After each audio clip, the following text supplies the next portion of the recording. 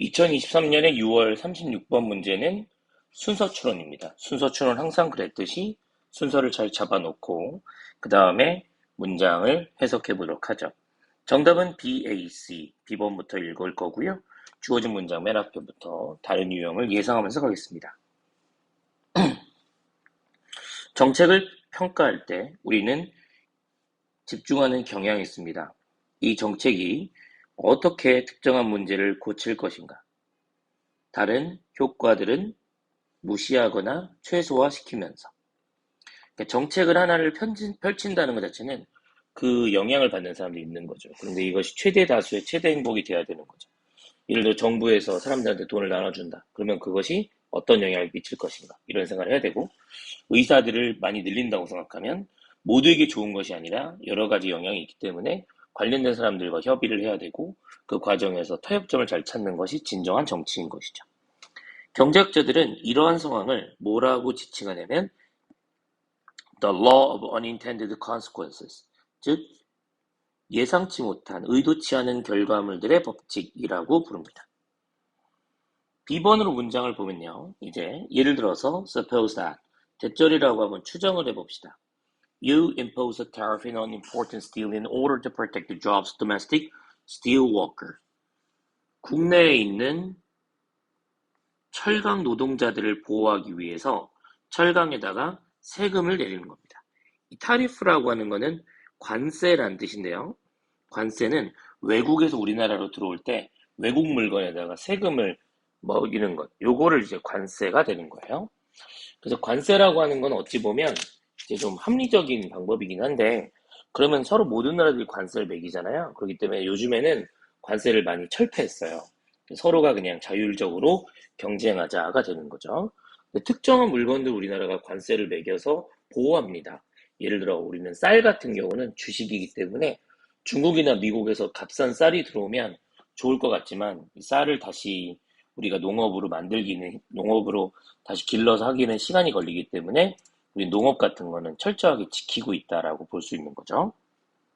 여기서는 이제 이 철강 노동자들의 직업을 지키기 위해서 이런 관세를 부과한다고 했습니다. 만약 국가가 충분히 높은 관세를 부과하면 그들의 직업들, 즉 국내에서 철강을 생산하는 노동자들의 직업은 아마 경쟁으로부터 보호를 받게 될 것입니다. 뭐로부터? 당연히 외국 철강 기업으로부터 나오는 경쟁으로부터 보호가 받게 되겠죠. 하지만 여기서 방금 전에 있었던 law of unintended consequences, 즉 의도치 못한 결과물은 등장하게 되는데 바로 뭐냐면 다른 자동차 일을 만드는 자동차 노동자들의 직업이 외국 경쟁 때문에 사라지게 되고 지게 된다는 겁니다. 왜 그럴 것인가?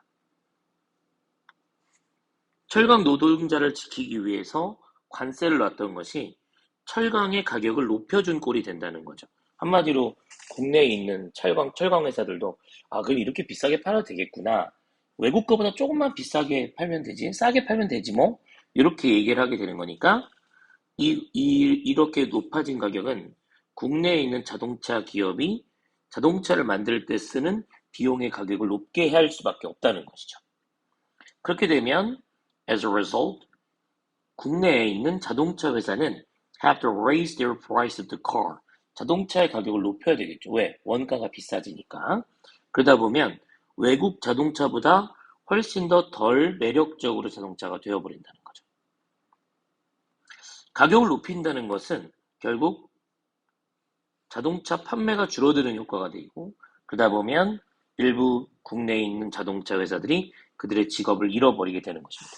그런 노동자들을 감원할 수밖에 없게 되는 상황이 되는 것이죠.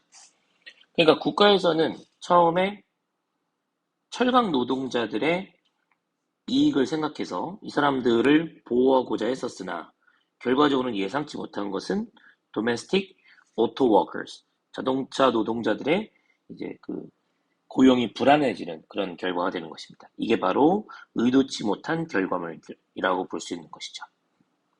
자, 이런 거는 그러니까 되게 고등학교 2학년 입장에서는 좀 어려울 수 있는 지문일 수도 있는데요. 조금 더 잘 생각해 보면 세상이 다 연결이 돼 있다는 거예요. 그래서 우리나라하고 미국하고 혹은 칠레, 유럽하고 서로 관세가 없습니다, 현재. 그럼 관세가 없으니까 어떻게 되냐면 값싼 물건이 막 들어오겠죠? 근데 값싼 물건이 들어오니까 국내에는 타격이 있어요. 예를 들어 칠레에서 값싼 포도가 들어오니까 우리나라에는 포도 농가들이 많이 타격을 입게 됩니다. 그런데 오히려 칠레에다가 우리나라가 전자제품이나 자동차 같은 건 더 많이 팔게 되는 거예요. 그러다 보니까 이제 이 우리나라 농가에서의 문제점들을 전체적인 경제로서 많이 해결을 하게 되는 그런 구조가 되는 거죠.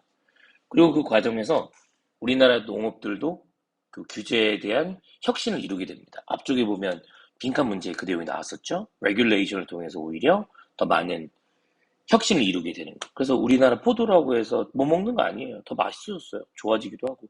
뭐 거복 이런 것도 나오고, 뭐 샤인머스켓 이런 것들 나오고 그런 거죠. 이런 것도 거대한 혁신의 일부라고 볼 수 있겠습니다.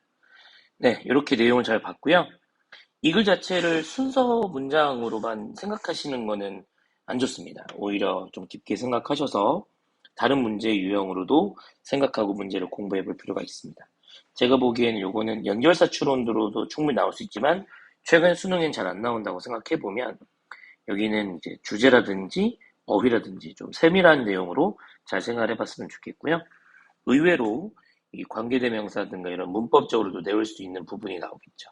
뭐 그냥 간단하게 예를 들어서 보자면 주어 동사 일치로 tariff가 문장에 주어가 돼서 이렇게 s가 붙은 것만큼 raises도 이렇게 이일치가 돼서 주어 동사의 수의 일치라는 중요한 포인트도 나와 있습니다. 이런 부분으로도 공부를 해볼 수 있겠다라고 생각되는 것이죠. 네, 여기까지 일단 366번은 진행해 보았습니다.